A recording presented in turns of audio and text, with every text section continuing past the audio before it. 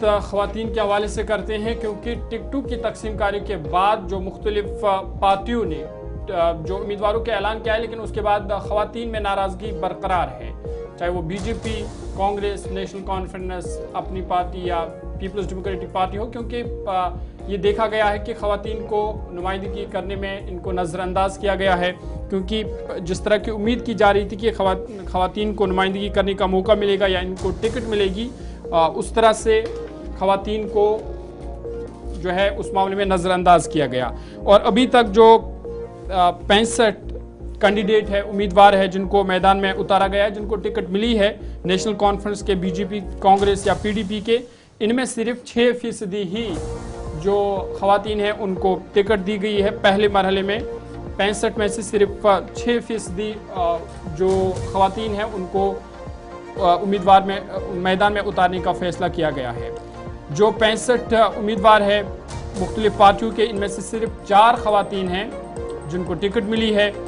और दूसरे तरीके से अगर हम बात करें तो 94% में सिर्फ 4% जो है वो वोमेन्स को मिली है।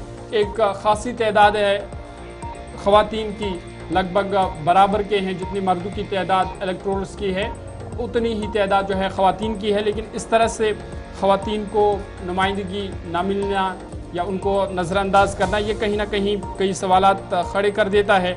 और इस हवाले से जिस तरह से हम देख रहे हैं कि ख़वातीन ने इस हवाले से अपनी नाराज़गी का भी इजहार किया है और ये बताया है कि अगरचे उनका एक अहम रोल है इंतखाबात में या दूसरे सरगर्मियों में भी, लेकिन जिस तरह से पार्टियों ने उनको नज़रअंदाज किया है, उनको टिकट नहीं दी गई है, इसका असर जो है असेंबली इंतखाबात में देखने को मिलेगा। इमरान नाइको भी हमारे साथ ज्वाइन करेंगे, ज़रूर उनसे बात करेंगे, लेकिन कुल मिलाकर आप देखेंगे सिर्फ अभी फर्स्ट फेज़ की बात होगी, क्योंकि कल से सेकंड फेज़ के लिए नॉमिनेशंस होनी हैं और हो सकता है कि शायद ये परसेंटेज थोड़ी सी और ऊपर जाए।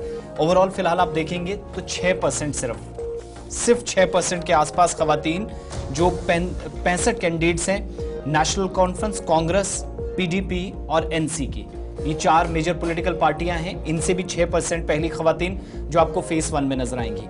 जब आप फेज़ 2 में जाएंगे, शायद चूंकि हम जम्मू प्रोविंस की तरफ आ रहे हैं, जो आज़ाद उम्मीदवार की हैसियत से भी ख़वातीन बड़ी कम नजर आई हैं, तो सेकेंड फेज़ में भी मुमकिन है कि ये कम ये तादाद हो।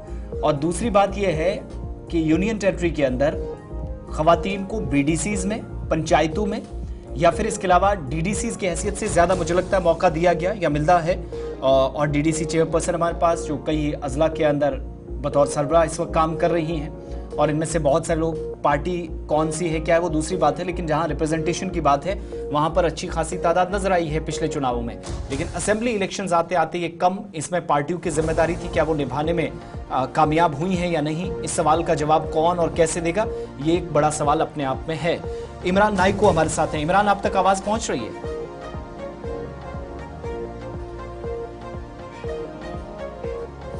इमरान, आप मुझे सुन पा रहे हैं?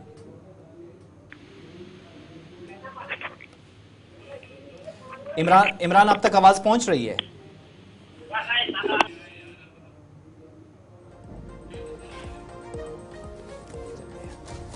कुल मिलाकर आप देखेंगे तो ये जो पार्टियों की तरफ से फहरिस्त जो हमारे पास है, जिसमें नॉमिनेशंस पहले फेज में आई, ख़वातीन को आप देखेंगे तो इन कैंडिडेट्स में कुल मिलाकर बीजेपी, कांग्रेस, नेशनल कॉन्फ्रेंस और पीपल्स डेमोक्रेटिक पार्टी, चारों पर सवाल इस वक्त हम देख रहे हैं, सोशल मीडिया पर तरह तरह के तबसरे किए जा रहे हैं। इमरान नाइको हमारे साथ हैं। इमरान, ये जो 6% के आसपास ख़वातीन है, ये तादाद तो एक तरह से ना के बराबर हैं, वजूहात क्या हैं? हम पंचायतों, बीडीसीज और डीडीसीज के इलेक्शंस को देखेंगे तो विमेंस इन इलेक्शंस के मुकाबले हमें ज्यादा नजर आई, लेकिन जैसे जैसे फर्स्ट फेज आया, सिर्फ 6% ख़वातीन का और 4 मेजर पॉलिटिकल पार्टीज का थोड़ा बैकफुट पर होना, बुनियादी वजह समझ में आती है। ये जो मैंडेट पॉलिटिक्स हमने देखी, कहीं ऐसा तो नहीं कि इसका शिकार ख़वातीन सबसे ज्यादा बन गई हैं? इमरान,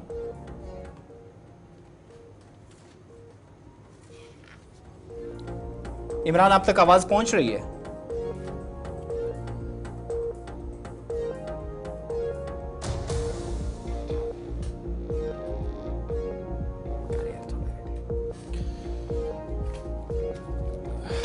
असम्बली इंतखाबात का पहला मरहला है और जिस तरह से हमने आपको बताया कि 65 उम्मीदवारों में से सिर्फ 6 उम्मीदवार है जहां पर ख़वातीन को टिकट दी गई है, लेकिन बराबर होने के नाते उस तरह का इसमें शेयरिंग नहीं दिख पा रहा है, जिसका असर शायद असम्बली इंतखाबात में देखने को मिलेगा। लेकिन क्या वजह है कि असम्बली इंतखाबात में इनको नुमाइंदगी करने का मौका नहीं दिया गया, इस पर तरह तरह के तबसरे हो रहे हैं। इस पर मज़ीद बातचीत करेंगे। इमरान नाइको हमारे साथ है। इमरान, बहुत शुक्रिया ज्वाइन करने के लिए। ये जो हम देख रहे हैं कि अगर BDC या DDC के चुनाव हम देखेंगे तो उनमें से ख़वातीन के खासी तादाद को रिजर्वेशन ये टिकट दिया गया था, लेकिन असम्बली इंतखाबात में हम देख रहे हैं कि ख़वातीन को नज़रअंदाज किया गया। क्या कुछ इसके वजूहात हो सकते हैं?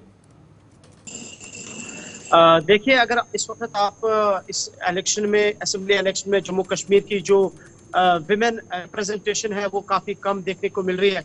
एज ऑफ नो 65 कैंडिडेट्स ने अपने नॉमिनेशन फाइल किए हैं, पेपर्स फाइल किए हैं, और जो पहले फेज के लिए हैं। और इसमें आप देखेंगे कि PDP की तरफ से सिर्फ एक विमेन है, इसी तरह नेशनल कॉन्फ्रेंस की तरफ से कश्मीर से एक, जम्मू के एक डिस्ट्रिक्ट से एक है। इसी तरीके से BJP ने अभी तक एक विमेन कैंडिडेट को, DPAP की तरफ से भी एक विमेन कैंडिडेट को मौका मिला है। कुल मिला के सभी पार्टीज का अगर रेशो देखें तो 95-94% विमेन को कोई रिप्रेजेंटेशन फर्स्ट फेज में नहीं दी गई है इस असेंबली इलेक्शन में। तो जो, हालांकि अगर आपको याद होगा कि गुज़श्ता साल पार्लियामेंट के अंदर रिजर्वेशन बिल पेश की गई थी, विमेन रिजर्वेशन बिल, और उसमें 33% जो रिजर्वेशन है वो ख़वातीन को दी गई थी। लेकिन उसका जो इतलाक है 2029 के बाद होगा, क्योंकि 2026-27 में एक तो डिलिमिटेशन है मुल्क में, दूसरा सेंसस भी होने जा रहा है, तो इसलिए उसके जो लेजिस्लेशन के प्रोविजंस का जो इतलाक है, जो लागू है, वो 2029 के बाद होगा।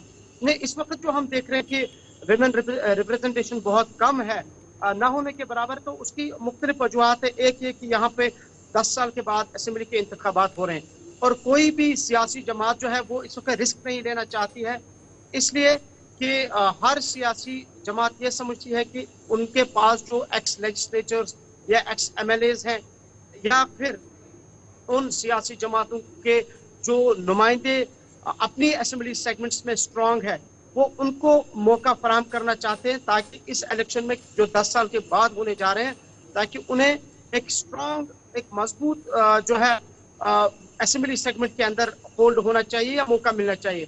तो वो एक वजूहात हो सकती है। हालांकि वुमेन रिजर्वेशन बिल पार्लियामेंट के अंदर जब पेश की गई थी, यही वो सियासी जमातें हैं जो सबसे पहले सामने आई थी और जिन्होंने इसका वेलकम किया था। और BJP ने तो दावा किया था कि जम्मू कश्मीर में ख़वातीन को बाइख्तियार बनाने के लिए ये फैसला लिया गया है, पार्लियामेंट के अंदर बिल पेश की गई, और PDP की तरफ से इसका खैर मकदम किया गया था। अपनी पार्टी ने खैर मकदम किया था, गुलाम नबी आज़ाद साहब की पार्टी ने, नेशनल कॉन्फ्रेंस की तरफ से, यानी कुल मिला के सभी पार्टियों ने खैर मकदम किया था। लेकिन इस वक्त जो इंतखाबात यहाँ पे हो रहे हैं असेंबली के 10 साल के बाद, इसमें जो हम विमेन रिप्रेजेंटेशन ना होने के बराबर देख रहे हैं, तो मैं समझता हूँ कि उसकी वजूहात यही है कि हालांकि हर पार्टी के पास एक विमेन विंग उनके पास मौजूद है, ऐसा कुछ नहीं है, ऐसी बात नहीं है। लेकिन जो मैं कह रहा हूं कि हर पार्टी ये समझती है कि इस इलेक्शन में वो ऐसे नुमाइंदे को मौका देने की कोशिश कर रहे हैं जो ऑलरेडी पब्लिक में है, या जो ऑलरेडी इससे पहले भी MLA या MLCs रह चुके हैं, और उनका फायदा उठाने के लिए या उनका फायदा लेने के लिए। बहुत शुक्रिया तफसीलात फराहम करने के लिए। इमरान नाइको हमारे साथ थे और बता रहे थे कि फिलहाल कहीं ना कहीं इसमें कमी देखी गई है, क्योंकि जो ख़वातीन के रिप्रेजेंटेशन है जिस तरह से उनको मिलनी चाहिए थी उस तरह मिली नहीं। ताहम ज़रूर जो पॉलिटिकल पार्टीज़ हैं वो इसमें सोचेंगे और ख़वातीन को मज़ीद टिकटें या मज़ीद मुख्तलिफ मकामात पर उनको भी नुमाइंदगी करने का मौका मिले।